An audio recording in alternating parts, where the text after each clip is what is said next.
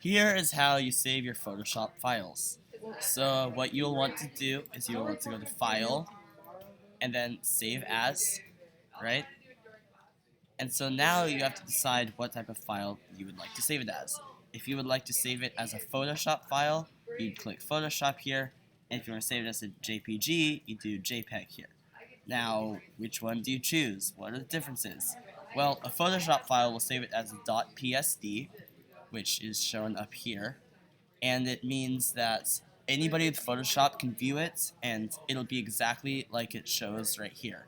So it'll have all the layers, and it'll have the image, and it'll just be into Photoshop.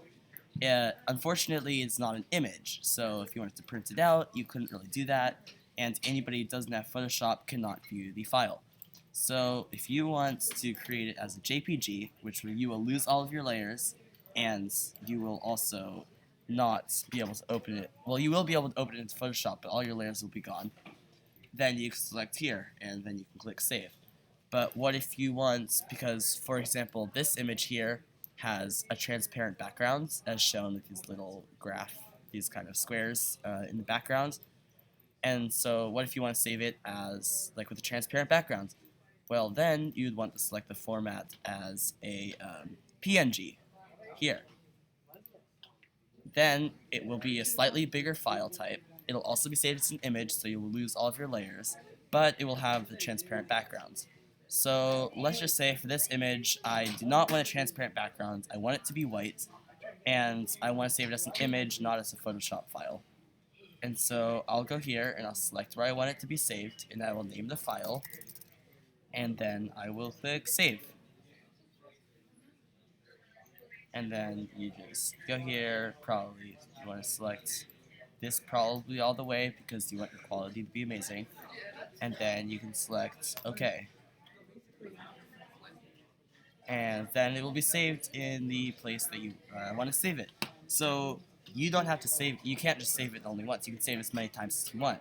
So let's say I want to save it as, also want to save it as a Photoshop file so that I can have all of my layers and it'll just be in this Photoshop interface here. Then I can make sure it's Photoshop, make sure layers is checked, rename the file, and then click Save. Then it will save it as a Photoshop file. Then you can find inside of your Finder, at the location that you selected,